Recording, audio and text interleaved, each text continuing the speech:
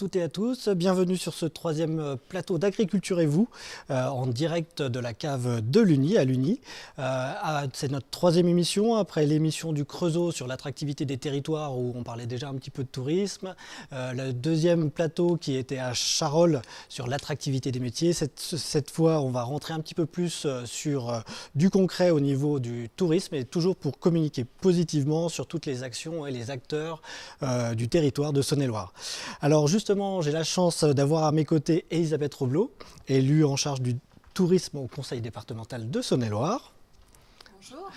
Julien Farama, vice-président de la communauté de communes Tournujois-Mâconnais. Bonjour.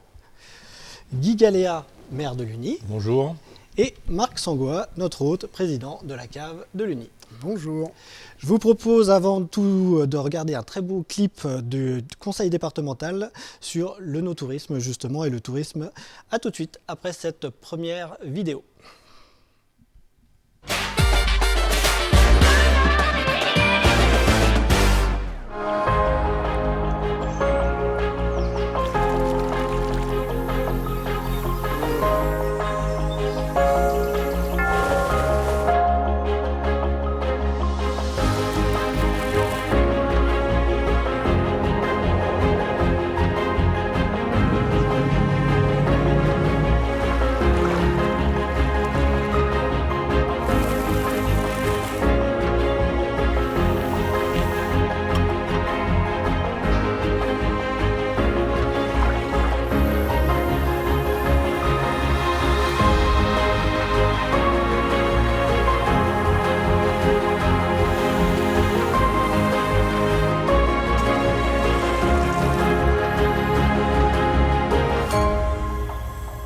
En Saône-et-Loire, Bourgogne du Sud, faites voyager vos sens sur la route 71.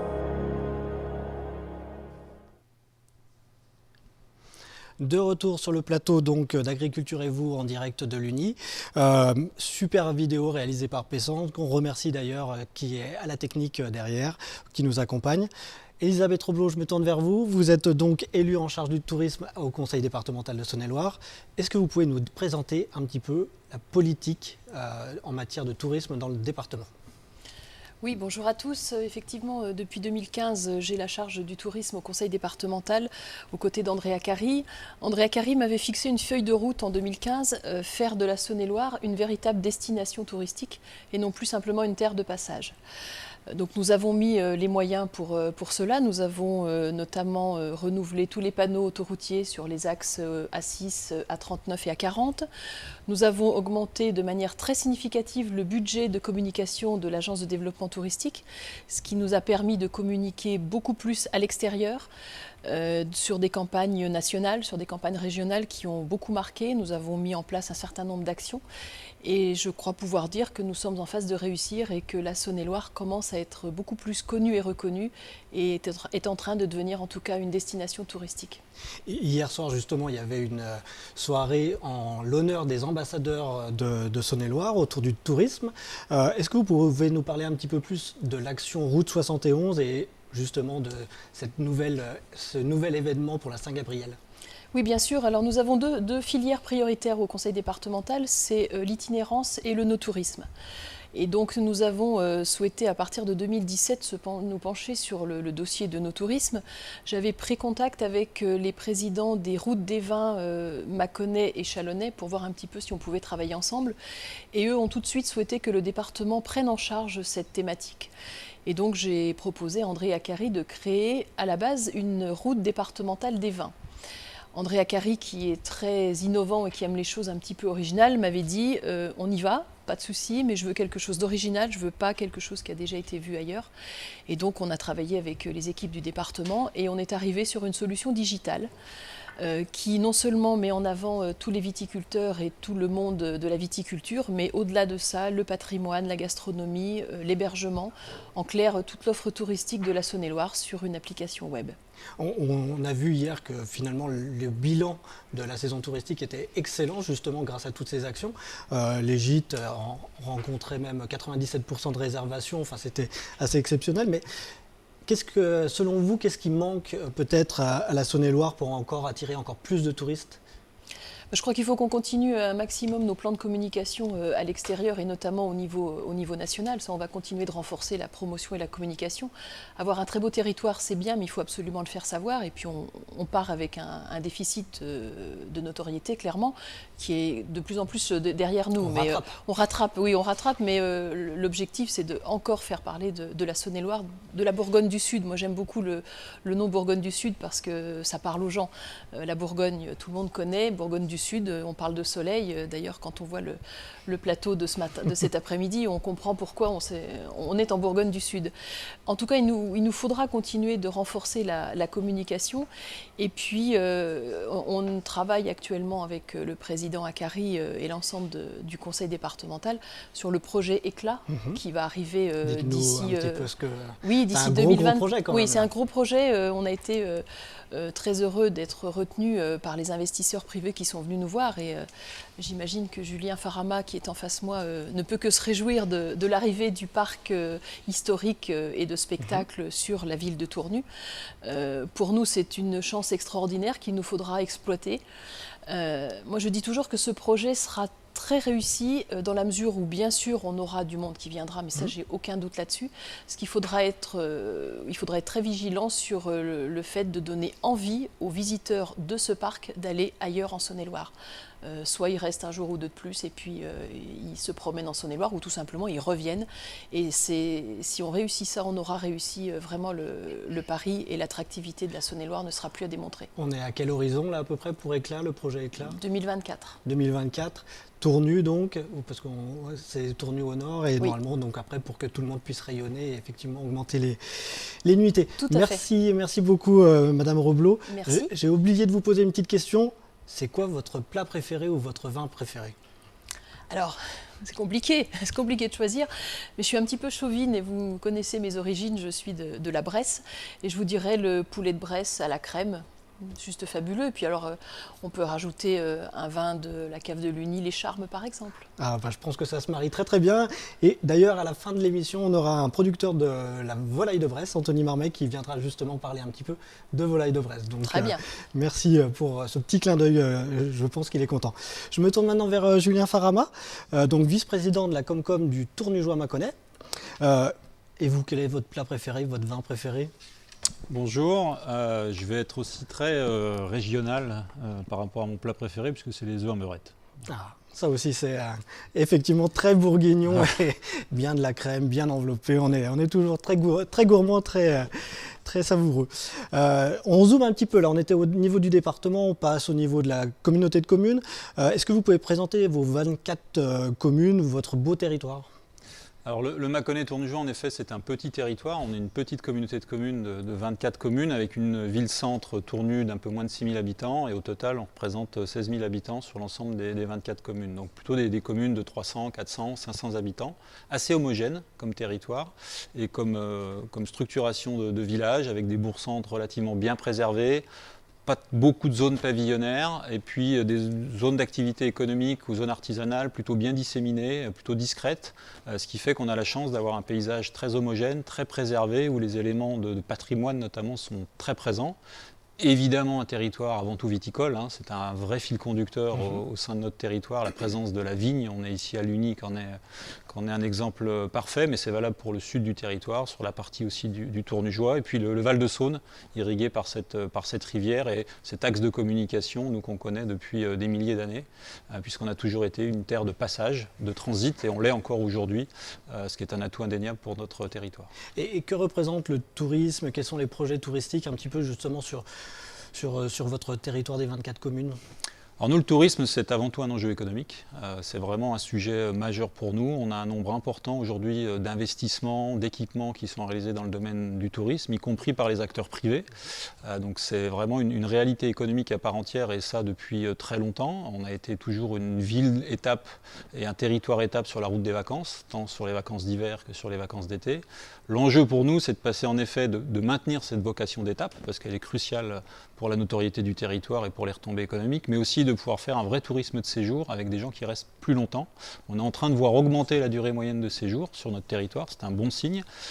Et il nous faut maintenant arriver à structurer une offre plus visible, plus complémentaire, pour arriver à capter les gens plus longtemps sur le territoire. Donc c'est ce à quoi on contribue, nous, à l'échelle de la communauté de communes, en soutenant les projets qui permettent de structurer une offre en dehors du site abbatial de Tournu qui capte la majorité des visiteurs.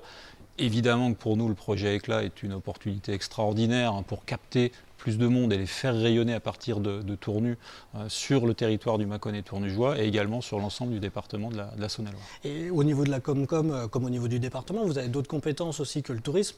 Vous travaillez aussi, donc on a du tourisme qui n'est peut-être pas tout au long de l'année.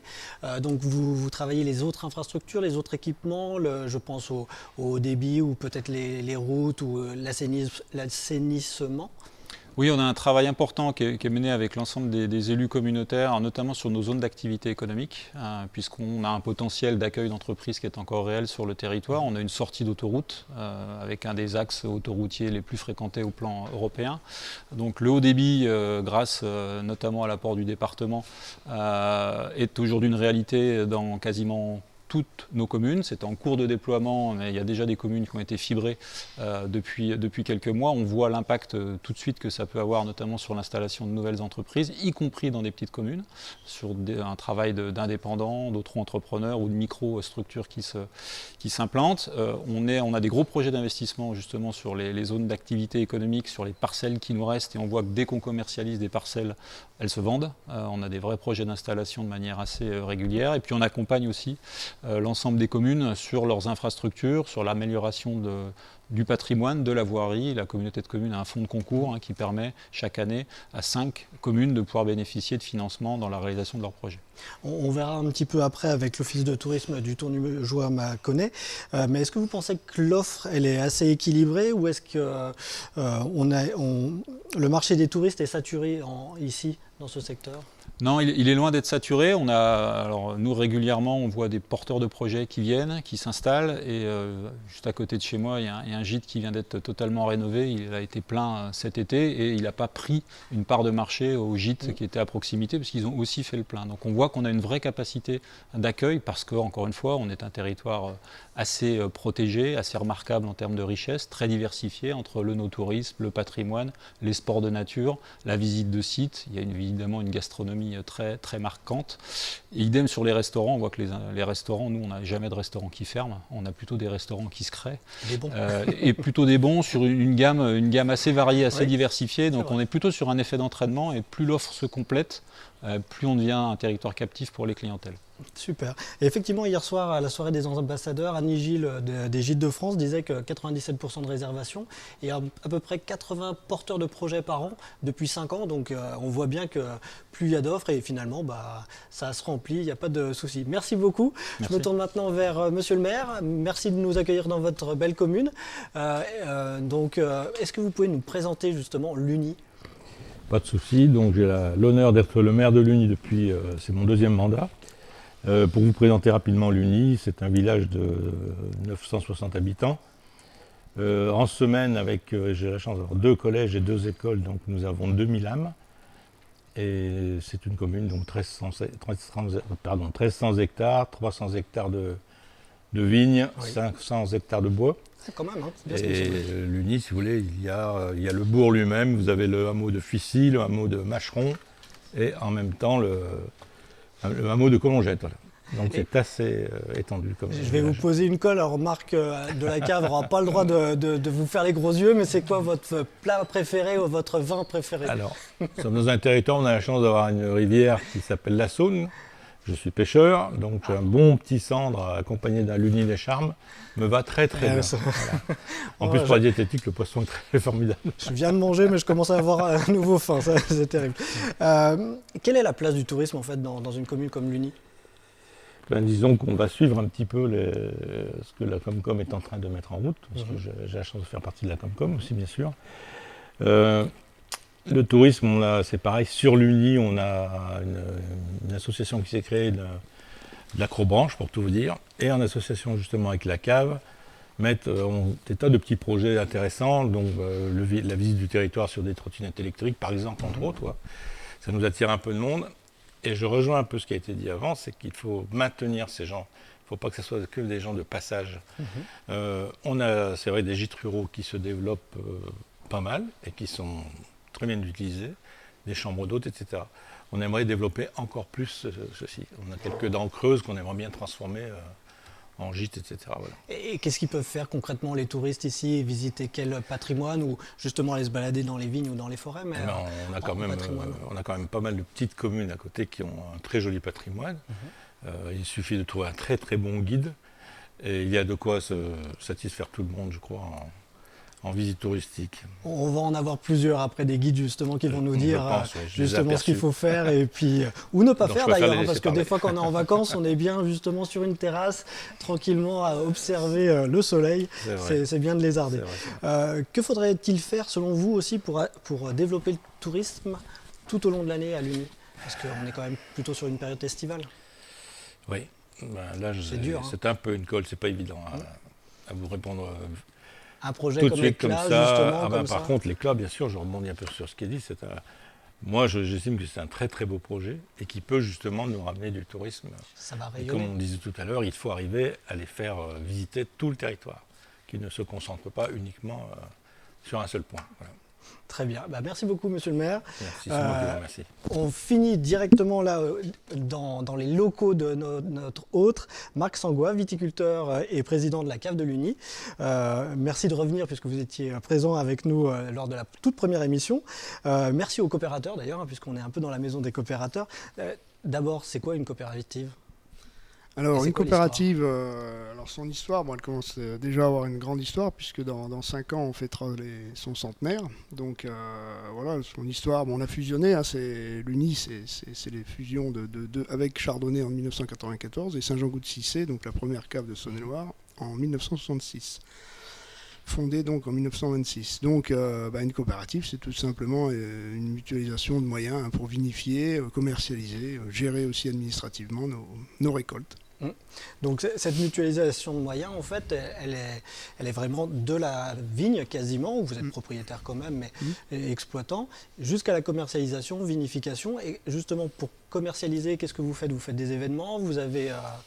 Tout à fait, oui, on a une grosse partie qui est à l'export ou en France, mais bon, la partie territoire, plus proche, plus locale, on va dire, on organise. Déjà, on a fait ce magasin pour accueillir un maximum de clients dans un espace sympathique, cocooning, comme on dit. Et donc, ensuite, on organise, comme la semaine prochaine, par exemple, à l'occasion de la semaine européenne du développement durable, on organise un week-end biodiversité pour sortir, faire déguster notre nouvelle cuvée justement sur la commune de Plot, la Pie Masquée qu'on a appelée, donc je vous invite à venir découvrir ça. Et les vignerons donc feront des balades dans le vignoble, expliqueront leur métier et parleront un peu biodiversité, qui est chère à nos vignerons et à la société aussi d'ailleurs. C'est une façon de communiquer positivement, ça attire les touristes ? Tout à fait, oui. On espère, oui. Et on nous demande souvent ce genre de choses, visiter les vignobles. On a aussi ici à l'Uni donc une balade. On a indépendamment sur le plateau des Charmes. Et puis, comme disait monsieur le maire, notre balade de trottinette qu'on a mis en place depuis le printemps, qui marche très bien. Et je l'ai fait il n'y a pas longtemps, justement, il fallait quand même que je le fasse. Et c'est très beau, on monte à Burgy, tout ça. J'arrête pas de m'émerveiller devant mon paysage que je vois tous les jours, mais c'est vrai que c'est magnifique. Et vu d'une trottinette, c'est encore mieux. Voilà. Justement, malheureusement, nos téléspectateurs n'ont peut-être pas la joie de tout profiter du spectacle, mais on est vraiment ici dans un caveau qui est flamboyant neuf, avec du bois, de la pierre, du fer, c'est naturel. Et on voit qu'il y a des prestations haut de gamme. Est-ce que c'est nécessaire aujourd'hui maintenant de monter dans le haut de gamme aussi pour attirer de plus en plus le tourisme ? Est-ce qu'il y a une concurrence aussi dans le no-tourisme ? Oui, tout à fait. Enfin, une concurrence, non, je dirais plutôt que c'est plutôt une émulation. Plus on a d'offres pour le tourisme, plus ils ont le choix, plus ils viendront, je pense. Donc concurrence, non, je pense pas. Mais c'est vrai qu'ils ont besoin de différentes propositions. On peut plus que faire déguster le vin. Bon, ça, toute balade finit par une dégustation, c'est obligatoire. obligatoire en façon de parler. C'est ce que viennent chercher voilà. les touristes. Et donc, mais il faut qu'on parle du métier, il faut qu'on fasse visiter les paysages, voilà comment tout ça est faut qu'on raconte aussi notre histoire, c'est important. Effectivement, je pense que c'est très très important. Merci beaucoup à vous tous. Merci beaucoup Marc pour nous accueillir, surtout en pleine vendange. Là, c'était un petit peu compliqué ces derniers temps. Ça se termine aujourd'hui, je crois. Donc, j'espère que ça va bien se terminer au niveau des vinifications et de l'élevage. C'est quoi votre plat ou vin préféré ? Une bonne entrecôte de bœuf accompagnée d'un Bourgogne rouge par des Anges de la cave de Luny. Ah, très bien. Merci à vous toutes et à vous tous. On va lancer une nouvelle vidéo pour présenter nos partenaires, que je remercie d'ailleurs, le Conseil départemental, la Chambre d'agriculture, Groupama et puis Crédit Agricole Centres et bien d'autres que vous pouvez retrouver sur les côtés. J'aurai l'occasion de les représenter. Merci à toutes et à tous.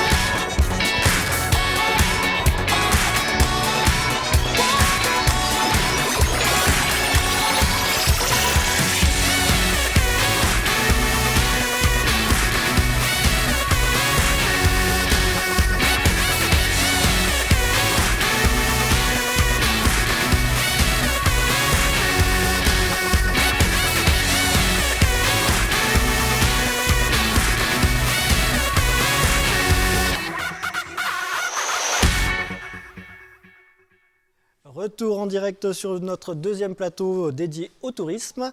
Autour de moi, j'ai 4 nouvelles personnes, je les remercie. Donc Bernard Derain, président de l'Office de tourisme Tournujois-Mâconnais. Mâconnais-Tournujois. Mathieu Chevalier, directeur du parc des Combes. Bonjour. Flavien Fuchet, donc gérant de Divertipark. Bonjour. Et Céline Robergeau-Sienki, présidente de Terroir Saône-et-Loire, et bienvenue à la ferme. Alors, je ne suis plus présidente de Terroir de Saône-et-Loire.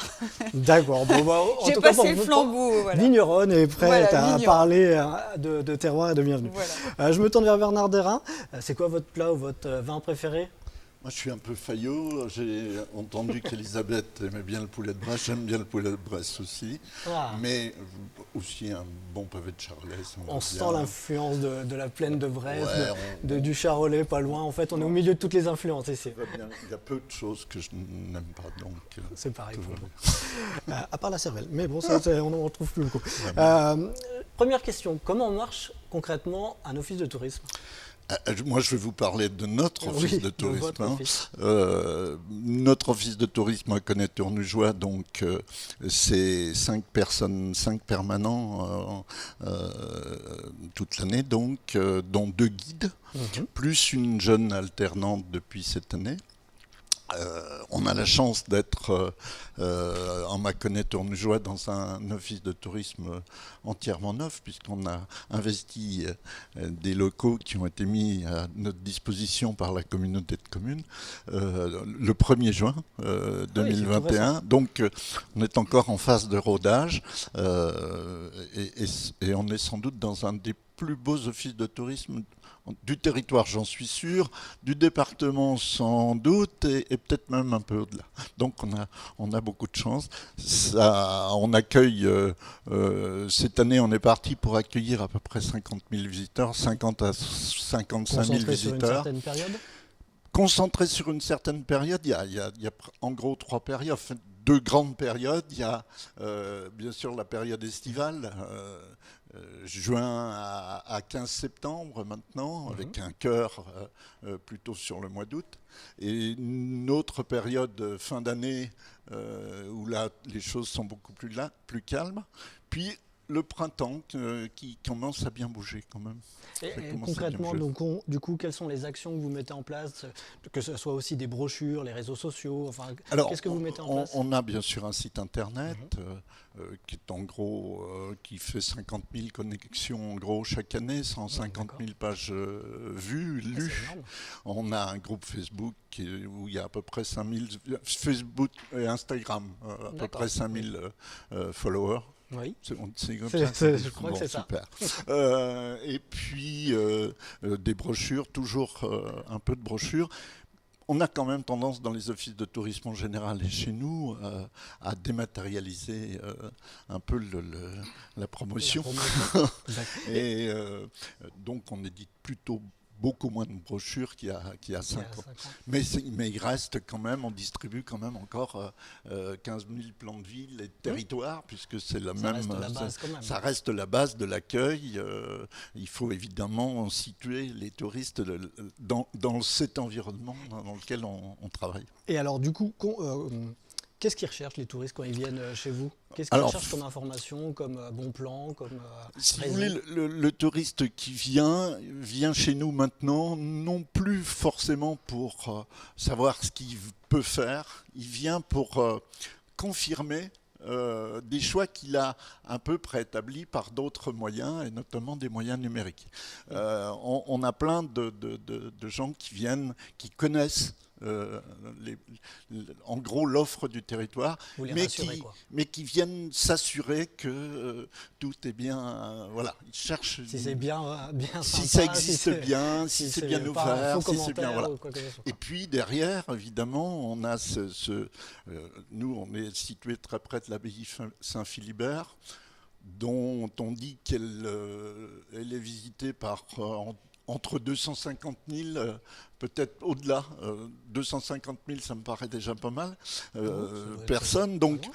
évidemment, on a ce flux. Et dans notre rôle, à nous, Office de tourisme, c'est de prendre ce flux comme un flux de prospects et de transformer, d'irriguer tout le territoire, bien sûr, à partir de ce flux de visiteurs d'un spot qui est quand même le spot sans doute le plus connu, puisque a priori on serait le lieu le plus visité de Saône-et-Loire. Bon, là les chiffres sont pas, il n'y a pas de compteur. Hein. Moi, j'adore être sur les hauteurs de Tournu, quand un jour où le brouillard, le matin, quand le brouillard est en train de baisser, puis qu'il y a le soleil qui se lève, on a des moments avec les extraordinaires. deux tours de On a l'abbaye, des moments c'est magique. extraordinaires. La pointe des peupliers et les deux clochers de l'abbaye au-dessus de la C'est nappe de brouillard, avec le Mont spectacle, Blanc dans le voilà. fond. C'est pas tous les jours, c'est pas toujours. On fait un peu de la Non, pluie on a après, beaucoup de mais chance. Alors, c'est beau. quand vous disiez qu'est-ce que cherchent les touristes, chez nous, ils recherchent évidemment la gastronomie, ça, sans aucun doute. On a quand même cette réputation sur Tournu et sur le Tournugeois, et dans ce territoire en général, de bien casser la croûte, c'est historique. On cherche bien sûr le patrimoine, on parlait de l'abbaye Saint-Philibert, on a l'hôtel-dieu musée Greuze, mais on a aussi dans chaque village, chacun de nos villages, des églises romanes, des monuments qui sont tout à fait intéressants à visiter. Et puis le vignoble. Le vignoble constitue quand même une des attractions, un point d'attractivité majeur. Et évidemment, on cherche à ce que Tournu, ce qui n'est pas évident, à ce que Tournu soit reconnu comme étant un point d'entrée du vignoble du Mâconnais. Et pour tout ça, on organise un certain nombre d'événements. Les œnots gourmands d'un petit salon des vins tous les ans, hors bien sûr période de Covid. On organise un marché de Noël, un marché gourmand pour Noël. On va en parler, Voilà, des marchés. et puis on est en soutien d'un peu toutes les. Alors la Biennale des métiers d'art aussi, avec les artisans d'art. Et puis on est en soutien de tous les événements du territoire pour de la billetterie, pour bien sûr la promotion par nos réseaux. Voilà, c'est concret. l'action. Je comprends mieux. Super. Je me tourne vers Mathieu Chevalier, justement, directeur du Parc des Combes au Creusot. Alors, on est peut-être à 1 heure de route, donc un petit peu. Donc, effectivement, pour situer, soit on sort à Tournu, peut-être pour ceux qui viennent du sud, soit on sort peut-être à Chalon pour ceux qui viennent du nord. Voilà, je pense que c'est pour situer, plutôt à l'ouest du département. Quel est votre plat ou votre vin préféré déjà? Alors ça c'est compliqué parce que je suis gourmand. Il y a des gourmands en Saône-et-Loire. Et j'aime manger un peu de saison et plutôt local. Donc là, pour le coup, je dirais une bonne côte de bœuf charolaise et puis avec un vin de Lugny vu qu'on est quand même ici. Ouais, on est d'accord. Présentez-nous un peu votre parc, parce que là on a vu justement du patrimoine, mais il y a aussi là pour le coup un vrai parc d'attraction. Voilà. Nous on est dans le loisir complètement, parc familial qui s'adresse vraiment de tout petits aux ados, aux adultes. C'est parti d'une aventure de bénévoles qui ont recréé un chemin de fer industriel. Après l'idée de mettre du loisir sur la colline du Creusot, on est sur les hauteurs du Creusot. Une luge d'été en 96 qui a eu un succès fou, et puis derrière se dire il faut continuer, parce que dans le tourisme on est un peu tous pareils, on a toujours des idées, on est toujours dans le développement, dans la nouveauté, puis c'est ça aussi qui fait venir des visiteurs. Pour nous situer un petit peu, c'est combien de visiteurs par an?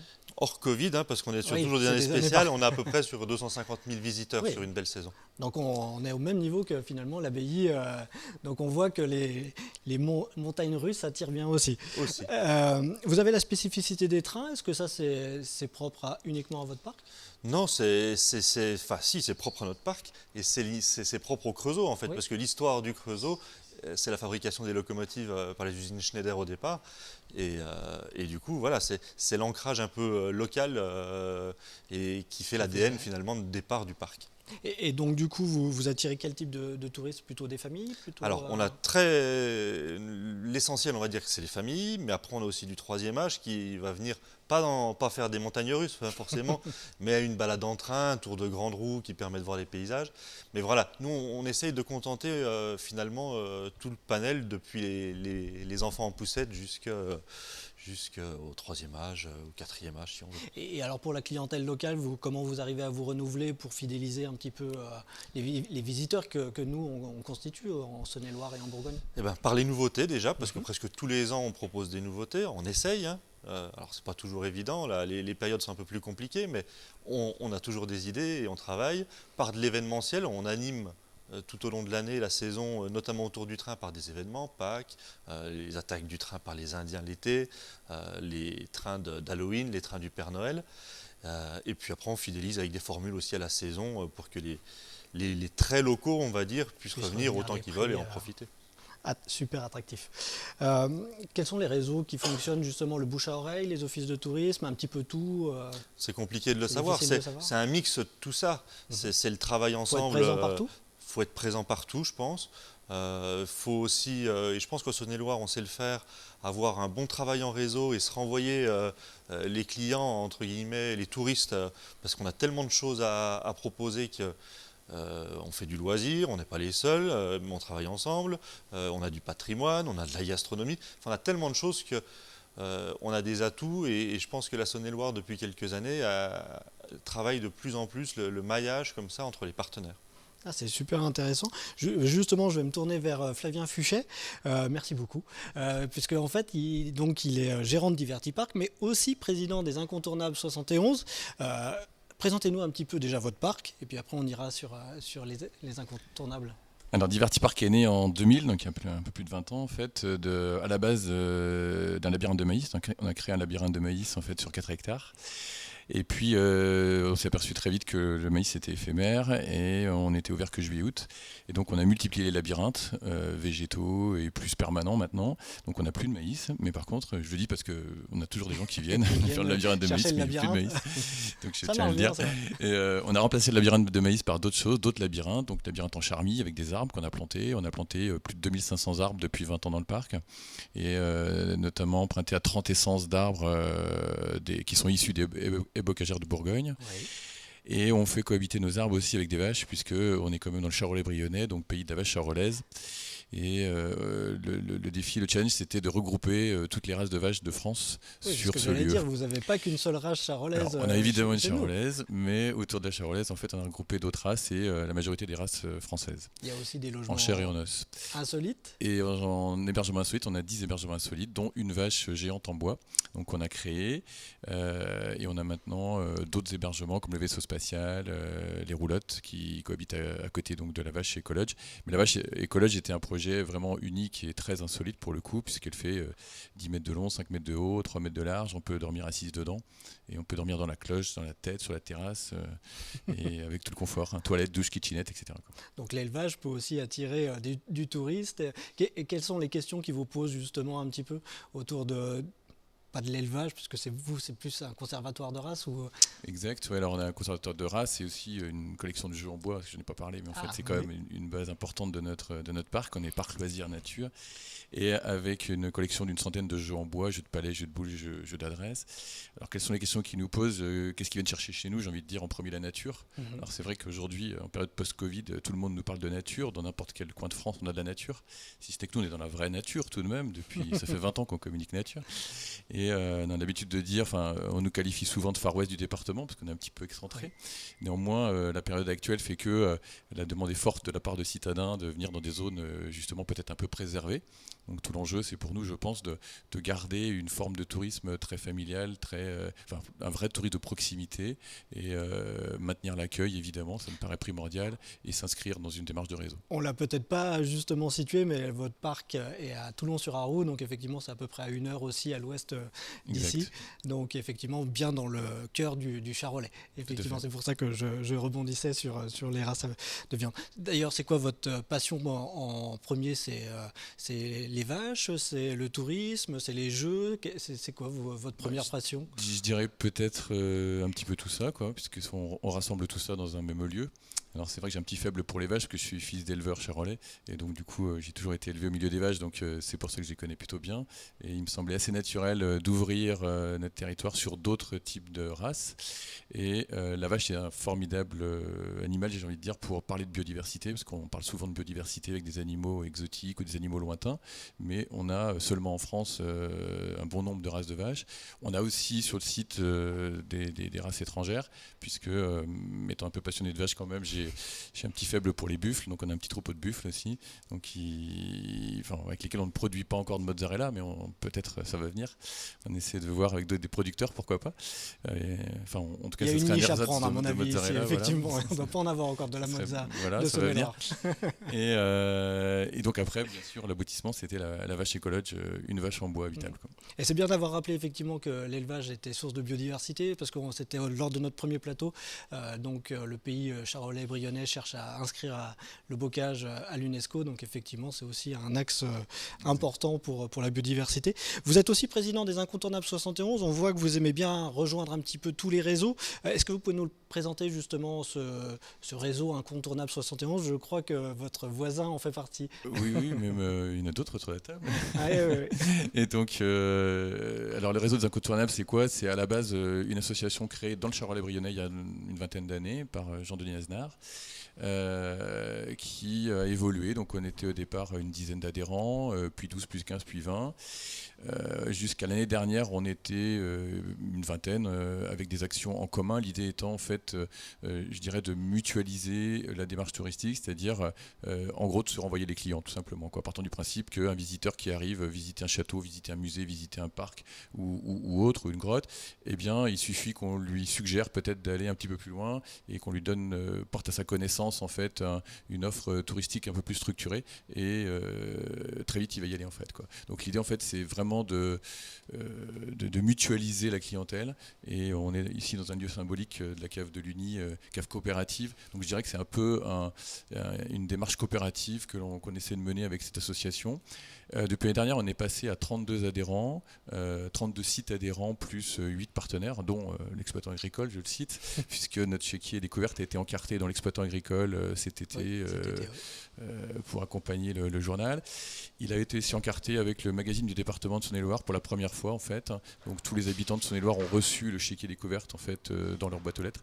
Et dans la période actuelle, l'idée c'était aussi de doper la connaissance de proximité pour les habitants, en disant voilà, vous avez à proximité de chez vous plus de 30 sites touristiques qu'on qualifie d'incontournables, mais il y en a plein d'autres qui pourraient être incontournables aussi.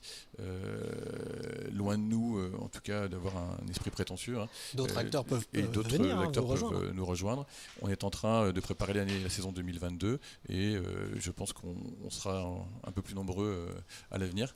Et en tout cas, pour répondre à la question pleinement, l'idée c'est vraiment en fait de partager nos visiteurs, c'est aussi d'apporter une petite réduction symbolique, mais surtout aussi de créer un réseau d'acteurs, puisque les acteurs touristiques sont souvent structurés par catégorie, les châteaux œuvrants pour leur domaine, les musées dans une autre catégorie, les offices du tourisme dans un autre domaine, les parcs dans un autre domaine, les producteurs locaux dans un autre domaine, et du coup tous ces gens ne se rencontrent pas forcément, et donc l'idée du chéquier c'est ça aussi, c'est de faire rencontrer des acteurs dans un contexte aussi professionnel, et je pense que les tables rondes que vous organisez vont aussi dans ce sens-là. J'ai vraiment l'impression que c'est le maître mot, c'est la transversalité, d'essayer de croiser les réseaux pour se renforcer les uns les autres. On était tous un petit peu en silo et là je pense qu'effectivement ça s'ouvre et on va travailler ensemble. Exactement. Et puis bon, la démarche de cette année, en fait, avec l'aide du département, de la Chambre de commerce et de la Chambre d'agriculture, en fait, a propulsé en avant en fait, notre démarche de regroupement. Et j'espère que ça va rejaillir dans les années à venir, en fait, parce que notre département est méconnu, on a des richesses, elles sont méconnues et on a une grande diversité, on a une offre incroyable. Il suffit juste de la structurer et de la faire connaître, en fait. Mais je pense que le réseau Route 71 va dans ce sens-là aussi. Merci beaucoup. Votre plat ou votre vin préféré ? Alors si je suis un peu chauvin, forcément je vais vous parler de la blanquette de veau charolais, parce qu'on est dans le Charolais, mais comme j'ai un petit faible pour la pintade, donc je dirais peut-être plutôt une pintade fermière. 2 plats pour le prix d'un, nickel. Voilà, pourquoi pas, avec des girolles. Merci beaucoup. Je me tourne vers Céline Robergeau-Sienki, vigneronne.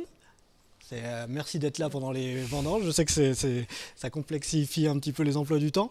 Ancienne donc de terroir de Saône-et-Loire et bienvenue à la ferme, au réseau qui appartient aux chambres d'agriculture. Plat et vin préférés ? Le vin, forcément, je vais préférer l'appellation sur laquelle je travaille le plus, qui est le Mâcon Milly-Lamartine. Et puis en donc plat, plutôt au sud de sud de non, on est plutôt au nord, c'est plutôt au sud. Voilà, c'est sud du Mâconnais, vraiment l'extrême sud du Mâconnais. Et sur le plat, je craque pour la côte de bœuf charolaise. Je crois qu'il revient souvent celui-ci. Alors expliquez-nous un petit peu votre parcours, parce qu'il est un petit peu atypique, et puis les réseaux terroirs, bienvenue. Qu'est-ce que vous faites avec ces réseaux ? Alors le réseau terroir de Saône-et-Loire, moi j'aime beaucoup les réseaux, je trouve que ça apporte beaucoup. Le réseau terroir de Saône-et-Loire est un réseau qui s'est créé il y a 30 ans à l'initiative de la Chambre d'agriculture et puis a permis en fait le regroupement de producteurs, notamment en vente directe, qui étaient plutôt isolés les uns des autres et de constituer un réseau qui permettait effectivement de mettre en relation ces producteurs et de pouvoir commercialiser ensemble, tout au moins se faire connaître, notamment par l'organisation de marchés de Noël, etc. Et puis ce groupe a évolué, il est toujours un petit peu précurseur parce c'est facile, avec un petit groupe, on peut avancer et on peut faire des choses assez facilement. Donc ce petit groupe a évolué, il existe toujours et en parallèle s'est mis en place dans le département de Saône-et-Loire le réseau Bienvenue à la ferme, qui a plus une vocation touristique, alors que les producteurs de terroir de Saône-et-Loire aujourd'hui se sont plutôt orientés sur la distribution de produits locaux auprès des cantines, de se faire connaître par l'intermédiaire de buffets qui sont proposés notamment à des associations, à des acteurs de la vie locale. Et c'est aussi l'occasion de faire connaître ces produits au niveau local, parce qu'effectivement, on ne se connaît pas forcément à quelques kilomètres, des fois on s'ignore. Donc c'est un bon moyen de se faire connaître. Et du coup, ça amène une dynamique aussi à ce groupe qui évolue et qui progressivement propose des choses novatrices. J'ai l'impression qu'en Saône-et-Loire, on a quasiment tous les produits. On est reconnu pour notre gastronomie dans le monde entier avec nos vins, nos volailles, nos viandes. Enfin, on a vraiment tout. Et pourtant, j'ai l'impression que les marchés provençaux attirent des touristes et les marchés de Saône-et-Loire, ils n'y arrivent pas, entre guillemets. Qu'est-ce qu'il faudrait faire pour que les touristes aillent sur nos beaux marchés ? Alors effectivement, il y a beaucoup de jolis marchés sur le département de Saône-et-Loire, des très jolis marchés. C'est vrai que j'ai un gîte et donc effectivement, quand les clients viennent, la première question, c'est où est le prochain marché et quand et où. Donc c'est vrai que c'est quand même une demande. Je crois que peut-être que la Saône-et-Loire s'est un peu mis en retrait par rapport à les marchés, ça fonctionne sur de la vente directe, et ça s'est peut-être un petit peu trop mis en retrait par rapport à ces activités qui sont entre guillemets presque logiques et naturelles. Et du coup, on se dit mais pourquoi en faire la promotion ? Parce que c'est tout à fait normal d'aller vendre ses produits à proximité de chez soi. Et c'est vrai qu'il y a sans doute une dynamique de communication à mettre en place pour encourager effectivement les gens qui viennent nous rendre visite, qui viennent passer leurs vacances, à aller sur ces marchés, sachant que c'est une attente effectivement de leur part. Il n'y a pas un petit problème de timing de temps en temps avec le touriste qui arrive le samedi après-midi et puis pas de bol, c'était le matin. Tout à fait, c'est vrai que là aussi, on voit bien le comportement des gens qui arrivent dans un gîte. Ils arrivent le samedi, ils viennent de faire 4 heures, 5 heures, 6 heures de route. Ils ont des enfants qui en ont plus que marre à l'arrière de la voiture. Donc leur préoccupation, c'est éventuellement d'avoir rempli leur frigo pour pouvoir le lendemain matin être tranquille. Et on va dire leur séjour ne commence qu'à partir du dimanche. Or, effectivement, il y a beaucoup de marchés qui ont lieu le samedi. Et ça, ils s'adressent à des locaux, mais pas forcément à des gens qui sont en vacances dans le secteur. Donc c'est vrai que des marchés qui sont un petit peu plus en semaine, le dimanche ou le jeudi, le vendredi, c'est effectivement peut-être des choses intéressantes. C'est vrai aussi qu'un certain nombre de communes mettent en place des marchés nocturnes. Ça marche bien l'été, évidemment, puisque les gens, alors là, ça a un double intérêt, c'est que ça permet de se faire connaître auprès des locaux, et puis ça permet aussi de se faire connaître auprès des touristes qui ont envie de passer un moment sympa, qui vont venir s'installer sur une table, consommer un verre de vin, manger une douzaine d'escargots, éventuellement une côte de bœuf quand on peut leur en proposer. Donc c'est vrai que ces marchés du soir, je trouve, répondent bien à une demande de touristes présents en vacances chez nous. Donc il y a un besoin de coordination entre tout le monde. Justement, quelle est la différence entre Gîtes de France, Bienvenue à la ferme, Ferme Auberge, Vignerons indépendants, le réseau Vignobles et Découvertes ?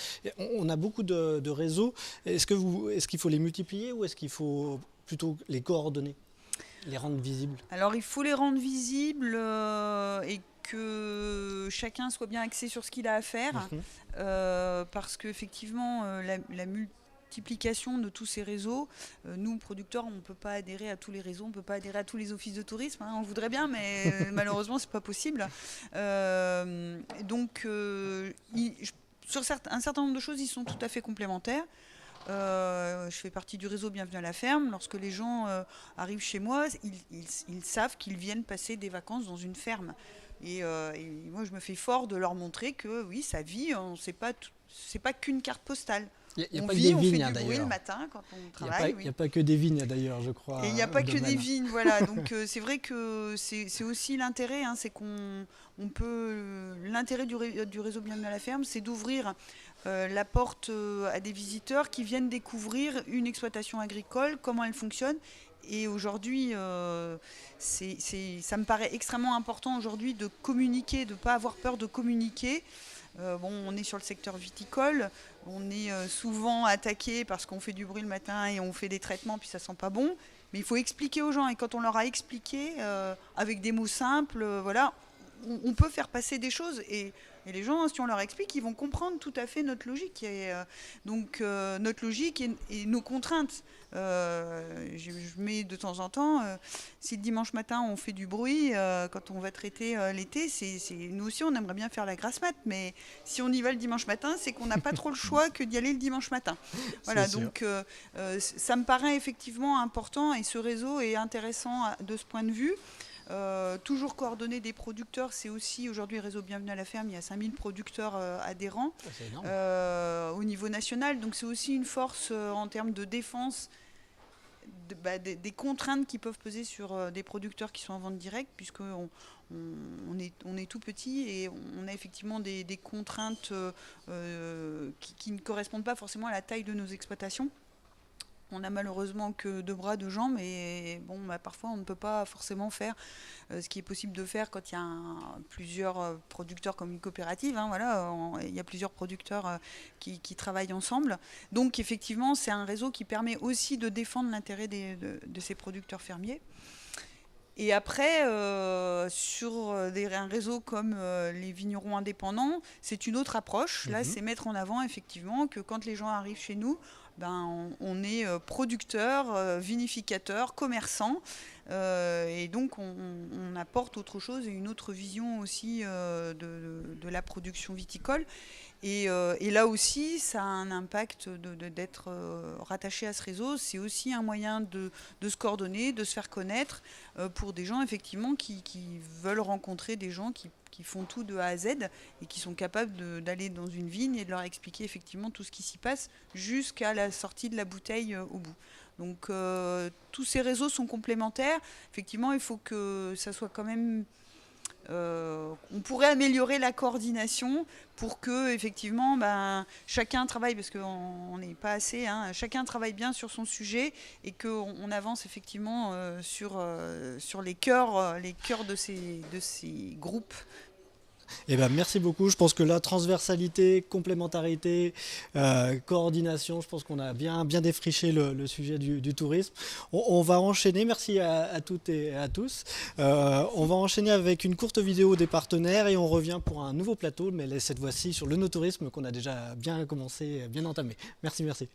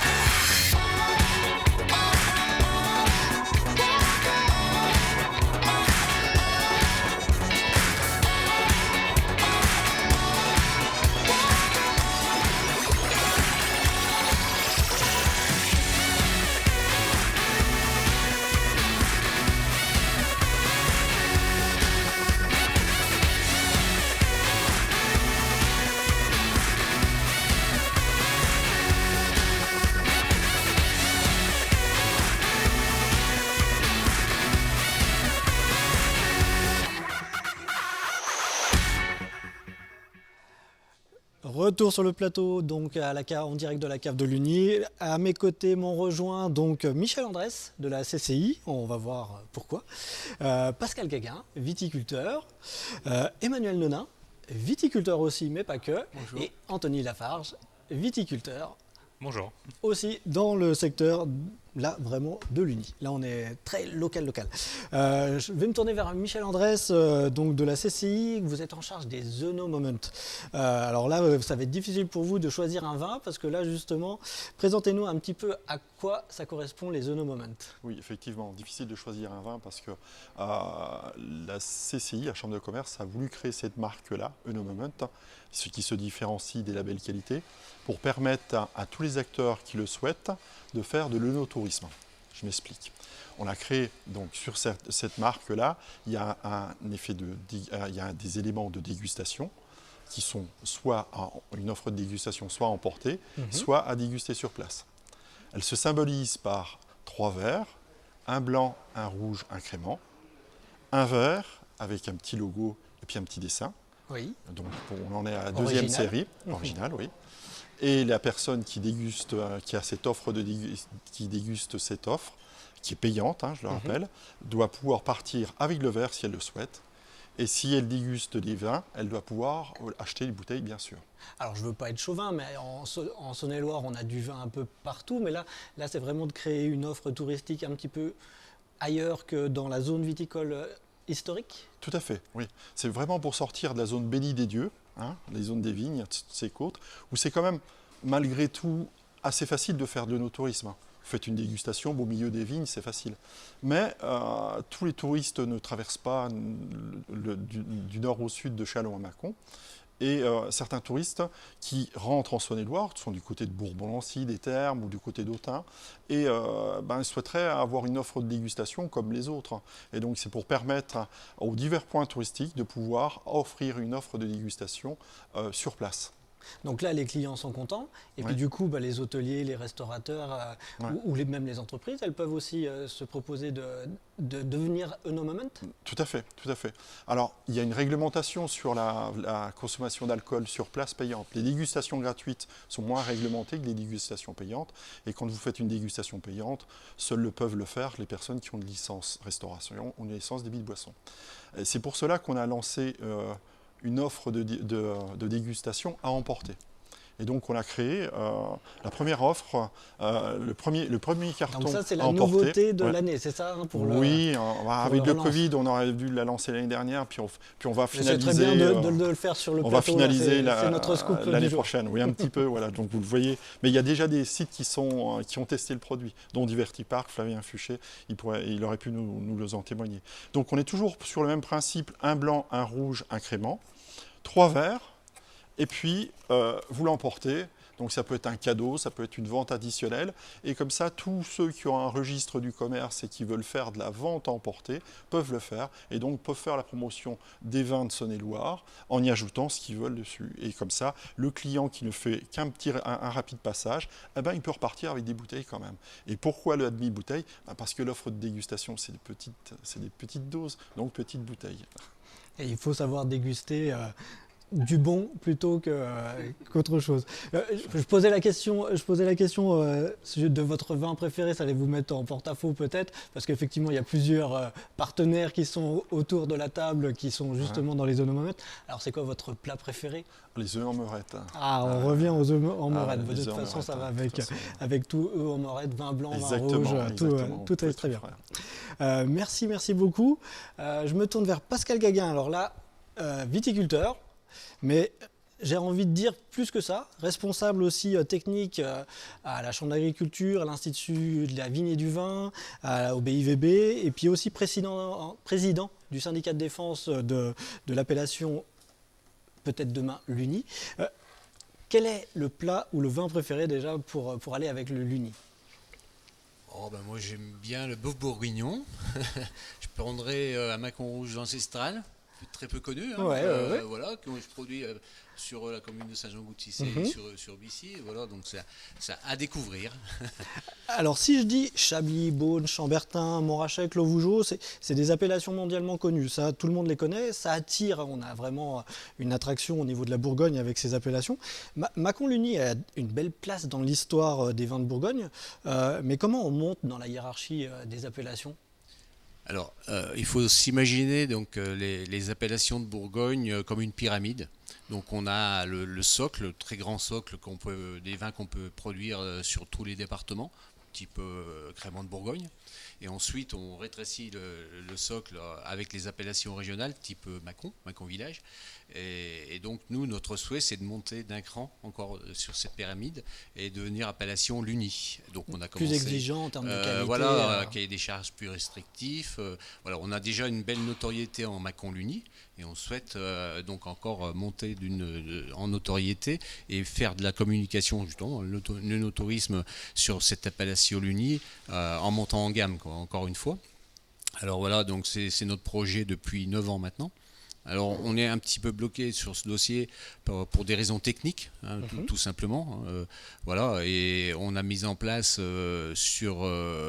pour cette appellation, pour l'accompagner, des projets touristiques, voyage en gyropode dans le vignoble. Donc on accueillait les clients. Souvent ça se faisait par l'office de tourisme de Tournu. Oui. Donc on a travaillé ensemble.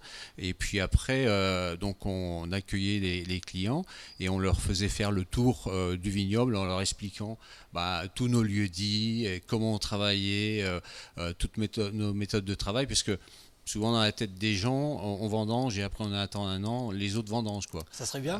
Ça serait pas mal, oui. J'ai pas l'impression que ça soit ça. Donc voilà, il faut s'attacher à parler de notre métier et c'est très très apprécié hein, quand on voit les gens qui viennent. On était parti sur 1 heure de visite et bon, moi je sais que je passais 2h30, 3 heures avec les personnes, enfin je les appelle clients, mais enfin voilà, les touristes, les visiteurs, tout ça qui pourraient venir nous voir. Donc c'est très intéressant pour eux et pour nous également parce qu'on avait leur ressenti. Voilà. Et on peut présenter nos beaux terroirs, notre belle région en même temps. Alors justement, on parle un petit peu de la technique. Je voulais rentrer un petit peu dans ce volet-là pour dire que vous vous êtes intéressé à la recherche, aux essais, à la technique, à l'évolution de la viticulture dans le futur, parce qu'on voit quand même qu'on n'a jamais la même année ces derniers temps. C'est pas facile.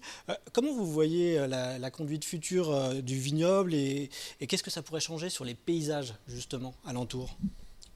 De toute façon, donc on est sur un changement du climat, donc ça c'est indéniable. Donc il faudra qu'on adapte nos cépages à ces phénomènes de sécheresse, de pluie. Donc aussi, on le voit cette année, c'est des excédentaux quoi. Des excès c'est difficile d'avoir la juste dose. Il y a une mutation aussi. Au niveau des insectes, au niveau des oiseaux, enfin voilà, tout ce la biodiversité change également avec le climat. On a des choses qui nous amènent également des maladies qu'on n'avait pas auparavant. Voilà, tout change. Donc, alors sur l'environnement, on est en train de travailler au niveau social, sociétal. Donc, par rapport aux zones vers les maisons, on essaye de mettre en place des cépages résistants. Donc ça va être la grande question pour les années à venir au niveau du LFV, parce que je suis président au niveau du bassin. Donc le travail devra se faire là-dessus. Ça ne va rien changer en termes de paysage, ça va juste non, mais c'est simplement pour pouvoir réduire le nombre de traitements auprès des maisons, parce que sinon on risque d'avoir des arrachages. Voilà, pour répondre à la question, c'est peut-être la disparition de vignes autour des maisons, autour des écoles, parce que on peut pas mélanger les deux systèmes. Alors on essaye de trouver des solutions par agrivitisme. On avertit les voisins avant de traiter. On essaye de collaborer ensemble. Au niveau d'interprofession, on a fait des petits livrets pour expliquer ce qu'était le métier de viticulteur et les nouveaux habitants arrivant dans nos territoires, on peut les guider là-dessus et expliquer notre métier. C'est ce qui a été dit un petit peu avant, expliquer tout le temps. Voilà, quand les gens comprennent, après ils disent oui, on comprend pourquoi vous traitez et pourquoi vous faites ceci, cela quoi. Donc rassurez-moi, expliquez-moi, demain il y aura encore des vignes ici, on ne va pas avoir les 500 km du sud qui vont changer tout le paysage, on aura encore des solutions techniques. De toute façon ici c'est le poumon économique local, donc il ne restait pas grand-chose à implanter sur notre appellation, et puis après au niveau des PLUI, on y travaille avec la communauté de communes. On essaye de voir les zones qui pourraient être implantées en maison et les autres qui vont rester en vignoble pour éviter de mixité et de poser des problèmes quoi. Très bien. Du coup, ça restera un beau paysage bien agencé. Merci pour aussi être venu pendant les vendanges. Je me tourne aussi vers Emmanuel Nonin qui lui aussi était encore en vendange il y a très peu de temps. Donc viticulteur, coopérateur à la cave de Lugny, conférencier, guide, historien, dirigeant œnoculture. Présentez-nous un petit peu toutes vos activités. Alors c'est vrai que j'ai multicasquette, et ce qui permet d'avoir une approche un petit peu, originale par rapport à certains collègues quand je parle du vignoble et du pays mâconnais, mais non seulement mâconnais, mais aussi de la Bourgogne. Effectivement, je suis un parcours universitaire où j'ai appris une méthode rigoureuse de recherche, en histoire, en géographie notamment. Et je suis viticulteur, j'ai fait ma viti moi à Beaune. Oui. Et par ailleurs, viticole. voilà, lycée viticole. Et puis par ailleurs, je suis guide conférencier, donc ce qui me permet de retranscrire ce parcours transversal pour le coup dans des prestations dont le contenu est fortement, on va dire, lui-même transversal et interdisciplinaire. Ça, c'est au sein de nos cultures. Au aussi sein de nos cultures. C'est ça, c'est votre Tout à structure fait. où vous accueillez des touristes d'ailleurs.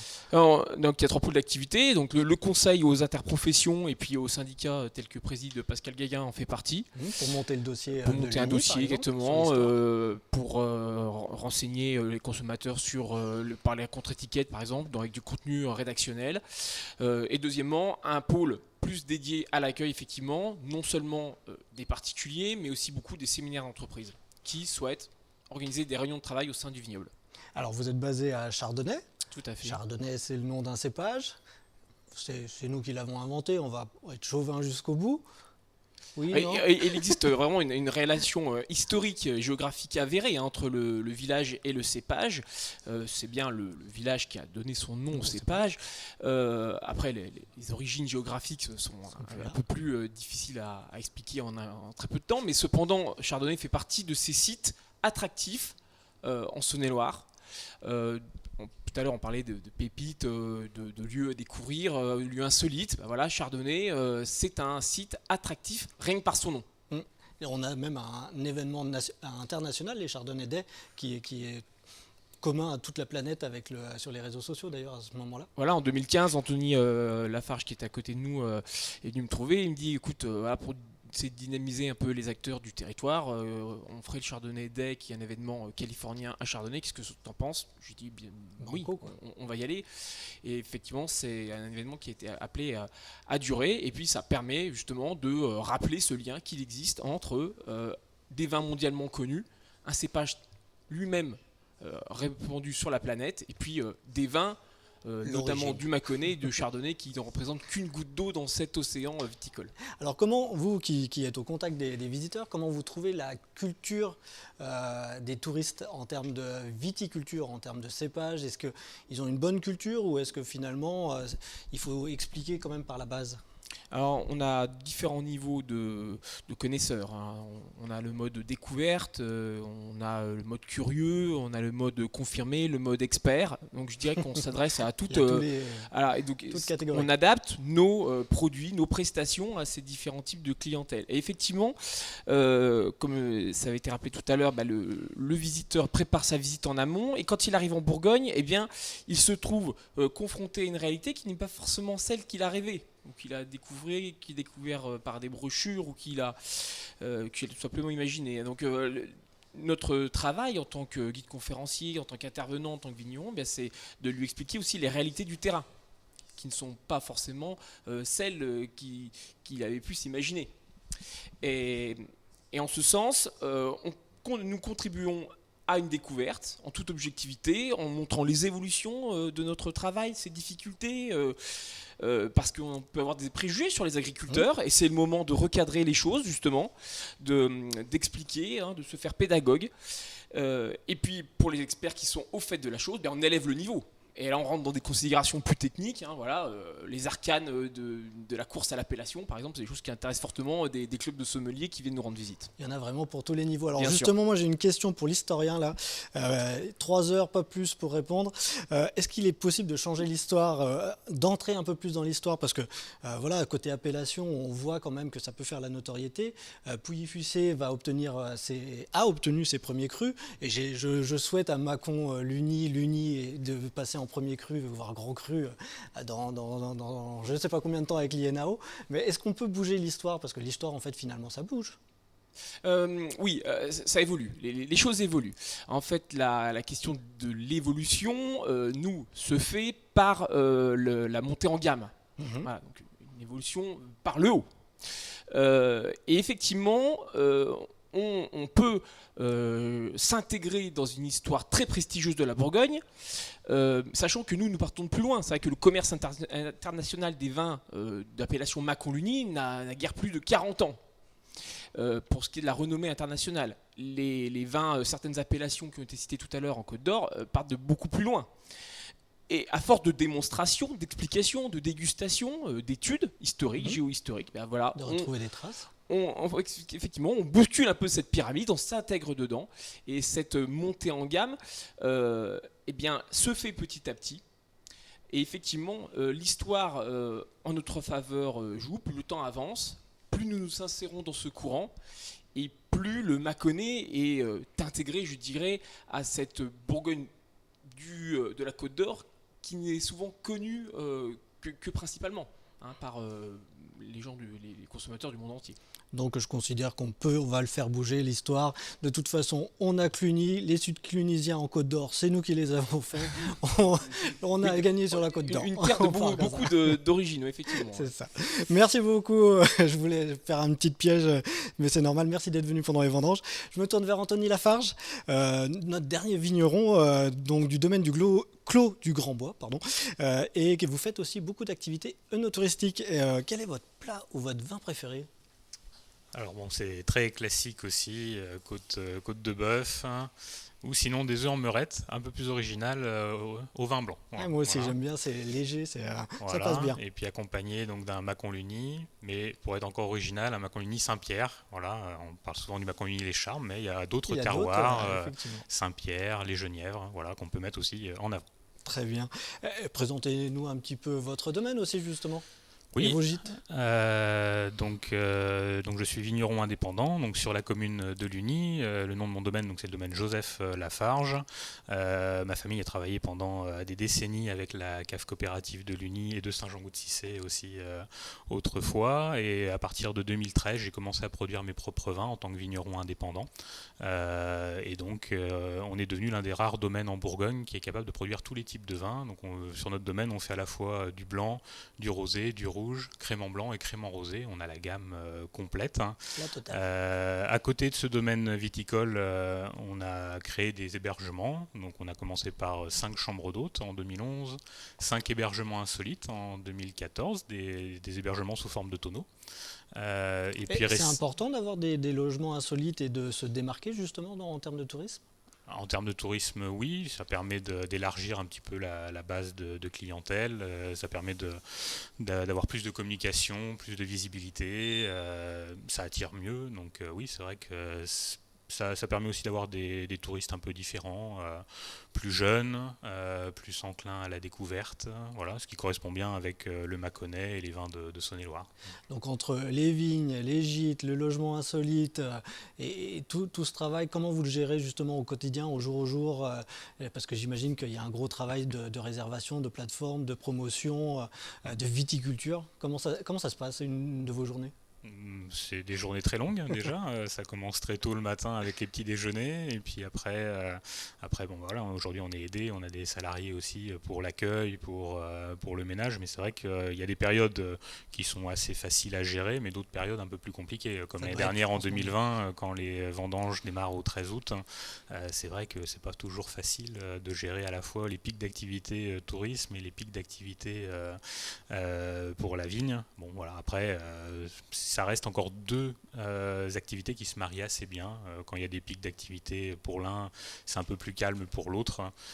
Donc ça peut encore être assez agréable pour travailler les deux activités. Voilà. Après, moi, j'ai jamais considéré que c'était totalement une diversification. Les deux sont liés, c'est-à-dire que les gens viennent chez nous dans notre région pour le vin, donc le vin est un atout et le no-tourisme est vraiment quelque chose qui attire les gens sur notre territoire, et inversement, le tourisme est une vraie aide pour nos domaines, caves coopératives, pour parler de nos vins et mieux les valoriser. Voilà. Vous avez l'impression que les touristes qui viennent chez vous, à chaque fois, ils repartent avec du vin ou pas forcément ? Oui, quand même, oui, ça reste le produit phare. Ça, c'est vrai que voilà, c'est le tourisme et la manière de présenter nos vins, de les faire découvrir, de présenter également notre manière de travailler, de parler de notre histoire, donc de véhiculer beaucoup de messages. Et après, bah oui, la conclusion, voilà, c'est de repartir avec des bouteilles. Après, voilà. Mais aujourd'hui, dans le Mâconnais, c'est vrai qu'il y a tellement de diversité de vins que c'est très rare que les gens repartent avec rien. Voilà. Donc c'est vraiment une expérience globale. Ils viennent dormir et en plus ils ont la dégustation, les conseils pour visiter des lieux. Donc C'est parfait. Aujourd'hui, les gens, c'est ce qu'ils attendent. Ils attendent de vivre une vraie expérience. Ils viennent pas uniquement pour dormir. C'est plus réellement ça. Ça a peut-être été le cas il y a une dizaine, vingtaine, trentaine d'années. Aujourd'hui, les gens viennent pour vivre une expérience, être sur un domaine viticole. Même là, pendant les vendanges, des fois, on peut avoir des touristes qui ont envie de venir vendanger avec nous, voilà, qui ont envie d'aller plus loin que juste dormir dans un hébergement. C'est une expérience aussi à faire les vendanges. Moi, je les ai fait, je sais que j'ai adoré. Merci à vous trois, merci à tout le monde, merci pour être venu pendant les vendanges. C'est pas la meilleure période. On pensait que ça allait se terminer plus tôt qu'on avait calé la date, mais merci d'être venu. Merci à tous. Anthony Marmet nous a rejoint, donc éleveur en Bresse, là cette fois-ci du côté de Saint-Usuge en GAEC. Vous aviez normalement été prévu de venir à Charolles et malheureusement vous aviez eu un petit souci d'inondation historique, on avait eu des crues et vous deviez sauver vos volailles puisque vous êtes éleveur de volailles. Mais pas n'importe lesquelles. Alors, présentez-nous un petit peu les volailles que vous produisez. Oui, du coup, moi je suis éleveur de volailles de Bresse. Je suis très heureux d'être ici parce qu'en plus, depuis ce que j'ai entendu, il y en a pas mal d'amateurs de volailles de Bresse. Donc, ça a été cité plusieurs fois quand même. Loué, c'est louable, donc c'est sympa. Et puis effectivement, oui, on a eu quelques soucis techniques la dernière fois parce qu'on a une grosse crue sur le Louanais le 15 juillet. Donc, quelque chose qui se voit rarement. Et nous, on a malheureusement, on a 2-3 bâtiments qui sont en contrebas vers la rivière, vers la Seille.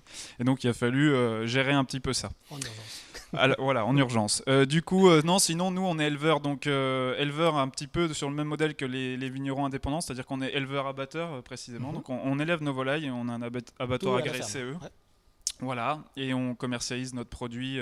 On fait aussi de la culture céréale pour notamment nourrir les poulets. Et donc, on a l'ensemble de la production de volailles qui est vendue en direct. Alors entre guillemets en direct, c'est-à-dire qu'on a un tiers à peu près en restauration, un tiers en boucherie et un tiers aux particuliers, au magasin sur la ferme et en expédition chronofresh sur tout le territoire national. Ah donc c'est pas uniquement des poulets qui gambadent en nature, il y a quand même du travail derrière quand même. Est-ce que c'est dur de s'installer en élevage ou volaille de Bresse ou au contraire c'est valorisant ? Alors c'est valorisant dans le sens où on a un produit qui est noble et qui a une certaine réputation et qui mérite de l'avoir. Mais ce qui est compliqué, c'est comme partout, c'est comme dans la vigne, c'est comme dans les céréales, c'est le foncier. Il faut soit pouvoir accéder assez facilement via de la famille où la structure existe, ou soit c'est un peu un chemin du combattant effectivement pour acquérir du foncier, parce qu'on a quand même une production qui est sur un modèle ce qu'on appelle extensif, donc il nous faut énormément de surface pour élever peu de volailles. On est, pour vous donner une idée, en bio, ils sont à 6 mètres carrés par tête de volaille. On est en Bresse à 10 mètres carrés de prairie par tête de volaille. Donc voilà, on est vraiment le haut du haut. Voilà, on est vraiment sur le top de ce qui peut se faire en France. Voilà. Justement, la volaille de Bresse, AOC, AOP, même reconnue mondialement, est mondialement connue. Il reste encore des sommets à atteindre pour vous ? Alors justement, oui, on estime qu'il y en a encore un au moins qui existe, en tout cas qui est structuré et qui existe dans nos organisations officielles, c'est l'UNESCO. Donc depuis peu, on a créé une association. Alors moi je suis un porte-parole, puisqu'au final ce qui est intéressant dans la démarche, c'est que c'est même pas les éleveurs qui l'ont fait ou même les commerçants, c'est en fait des gens qui sont pro Bresse, qui sont très chauvins et qui ont envie de faire monter cette volaille donc au patrimoine immatériel. C'est surtout le savoir-faire qu'on veut faire monter, parce que c'est la clé de réussite du produit.